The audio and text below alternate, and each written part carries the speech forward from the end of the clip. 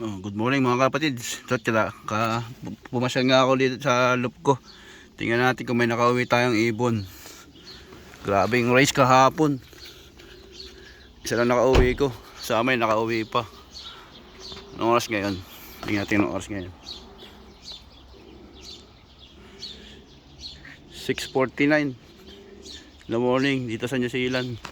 Sa amin nakauwi pa. Grabe, hirap ang race kahapon ah. Ano, madilim-dilim pa. Hindi nga ako masyado nakatulog.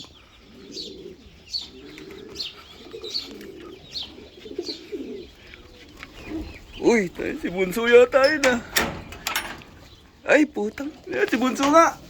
Bunso, grabe. Eh, may nakauwi pa ako. Yung pinakabata akong young bird. Si Bunso. 5 months lang to. Kaklak ko muna mga kalapatids. Teka lang.